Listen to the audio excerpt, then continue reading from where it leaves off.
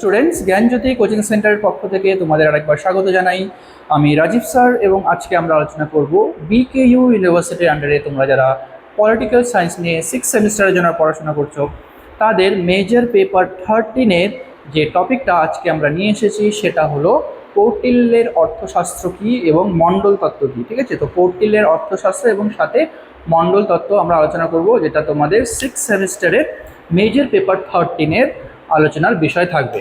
তো ভিডিওটি শুরু করার আগে তোমরা যারা আমাদের চ্যানেলে প্রথম এসেছো বা এখনও আমাদের চ্যানেলটিকে সাবস্ক্রাইব করনি তারা অবশ্যই চ্যানেলটিকে সাবস্ক্রাইব করো এবং পাশে থাকা বেল আইকনটিকে ক্লিক করে দিও, যাতে আমাদের পরবর্তী ভিডিও নোটিফিকেশান তোমরা খুব সহজেই পেয়ে যেতে পারো।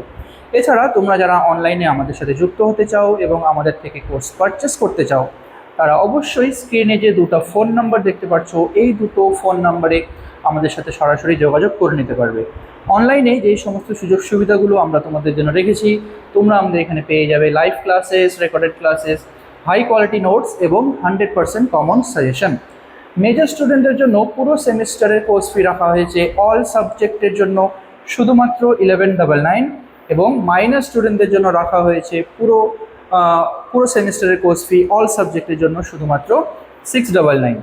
এছাড়া গুগল প্লে স্টোরে আমাদের একটা অ্যাপ্লিকেশন রয়েছে, যেই অ্যাপ্লিকেশনটার নাম হলো পিস্টিকল এডুকেশন। তো এই অ্যাপ্লিকেশনটা ডাউনলোড করেও তোমরা আমাদের সাথে যুক্ত হতে পারো এবং অ্যাপ্লিকেশনে থাকা যে বিভিন্ন কোর্সগুলো রয়েছে সেই কোর্সগুলোর অ্যাক্সেস গ্রহণ করতে পারবে।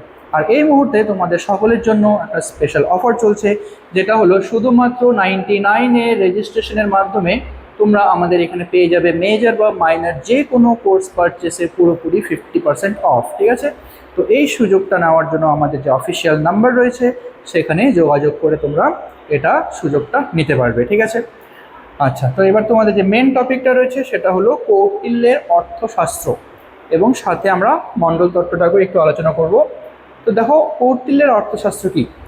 তো প্রাচীন ভারতের রাষ্ট্রবিজ্ঞান, অর্থনীতি এবং কূটনীতির এক অনন্য অপর গ্রন্থ হলো কৌটিল্যের অর্থশাস্ত্র। তো এই যে কৌটিল্যের যে অর্থশাস্ত্র রয়েছে এখানে কিন্তু প্রাচীন ভারত থেকে যে রাষ্ট্রবিজ্ঞান, অর্থনীতি এবং কূটনীতি এই তিনটা বিষয় সম্পর্কে কিন্তু এই অর্থশাস্ত্রের মধ্যে বিস্তারিতভাবে আলোচনা করা হয়েছে। আনুমানিক খ্রিস্টপূর্ব 4th শতকে মৌর্য সাম্রাজ্যের প্রতিষ্ঠাতায় চন্দ্রগুপ্ত মৌর্যের প্রধান যে উপদেষ্টা ছিল, তো চন্দ্রগুপ্ত মৌর্যের প্রধান উপদেষ্টা যিনি ছিলেন এবং প্রধানমন্ত্রী আচার্য চাণক্য, যিনি কৌটিল্য বা বিষ্ণুগুপ্ত নামেও পরিচিত। ঠিক আছে, কৌটিল্য বা বিষ্ণুগুপ্ত নামেও পরিচিত এই কালজয়ী গ্রন্থটি রচনা করেছেন। তো অর্থশাস্ত্র কিন্তু এখানে কৌটিল্য বা চাণক্য তিনি রচনা করেছিলেন। অর্থাৎ এর অর্থশাস্ত্রের মূল বিষয়বস্তু কি আছে এবং এটার গঠন কি দেখো। তো অর্থশাস্ত্র মূলত কোনো ধর্মীয় বা আধ্যাত্মিক গ্রন্থ নয়, এটি একটি সম্পূর্ণ ধর্মনিরপেক্ষ এবং বাস্তবমুখী শাসনতান্ত্রিক নির্দেশিকা। অর্থশাস্ত্র যেটা হলো এটা কিন্তু কোনো ধার্মিক গ্রন্থ নয়। ঠিক আছে, এটা কোনো ধার্মিক গ্রন্থ নয়, এটা হলো একটি সম্পূর্ণ ধর্মনিরপেক্ষ গ্রন্থ যেখানে রাজনীতি, কূটনীতি এবং অর্থনীতি সম্পর্কে বিস্তারিতভাবে বর্ণনা করা হয়েছে। সমগ্র গ্রন্থটি 15টি অধিকরণ, 150টি অধ্যায় এবং 180টি প্রকরণে বিভক্ত। ঠিক আছে, এটা হচ্ছে কৌটিল্যের যে অর্থশাস্ত্র এটা এভাবে গঠিত হয়েছে, যেখানে টোটাল 15টা অধিকরণ রয়েছে, তার মধ্যে 150টি অধ্যায় আছে এবং 180টি প্রকরণে বিভক্ত। এতে প্রায় 6000 শ্লোক রয়েছে। তো অর্থশাস্ত্রের মধ্যে টোটাল 6000টা, প্রায় 6000টা এখানে শ্লোক তিনি বর্ণনা করেছেন। নেক্সট হলো মূল উদ্দেশ্য। কৌটিল্যের যে অর্থশাস্ত্র রয়েছে এই অর্থশাস্ত্রের মূল উদ্দেশ্য কি এটা আমরা দেখে নেব। যে কৌটিল্যের মতে অর্থ শব্দের অর্থ মানুষের জীবিকা বা মানুষের বসবাসকারী ভূমি। ঠিক আছে, মানুষের জীবিকা বা বসবাসকারী ভূমিকে এখানে কিন্তু কৌটিল্য অর্থ হিসেবে বর্ণনা করেছেন।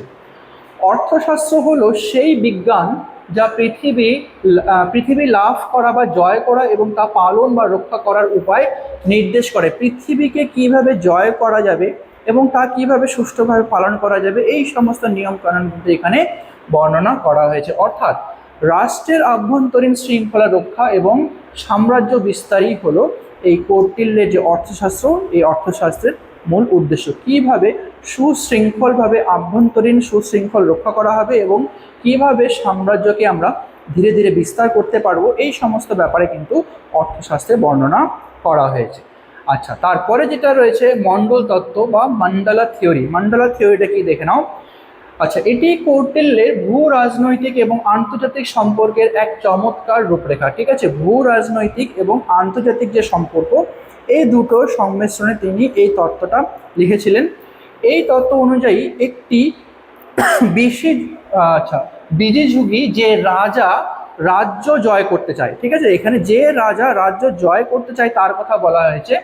রাষ্ট্রকে কেন্দ্র করে মোট 12টি রাষ্ট্রের একটি বৃত্ত বা মণ্ডল তৈরি করেন তিনি। মানে যেই রাজা পুরো রাজ্যকে জয় করতে চায় তিনি টোটাল কি করেছে, তিনি 12টি রাষ্ট্রকে একসাথে রেখে একটি বৃত্তের আকারে তিনি সেটাকে বর্ণনা করেছেন। এবং এর মূল কথা হলো শত্রুর শত্রুর শত্রু আমার মিত্র। ঠিক আছে, এখানে মণ্ডল তত্ত্বে বলা হয়েছে মানে শত্রুর যে শত্রু হবে সেই শত্রু হলো আমার মিত্র, অর্থাৎ প্রতিবেশী রাষ্ট্র সবসময় সম্ভাব্য শত্রু এবং তার পরে যে রাষ্ট্রটি থাকবে সেটা হবে সম্ভাব্য তার মিত্র হওয়ার এখানে একটা সে থেকে যায়। ঠিক আছে, তো এই তত্ত্বটাকেই বলা হয় মণ্ডল তত্ত্ব। আচ্ছা, তো এতটাই ছিল আজকে তোমাদের আলোচনার বিষয়। ভিডিওটি যদি ভালো লেগে থাকে তাহলে অবশ্যই লাইক আর কমেন্ট করো। দেখা হবে পরবর্তী ভিডিওতে নতুন কোনো টপিক নিয়ে। ততক্ষণ পর্যন্ত ভালো থেকো, সুস্থ থেকো।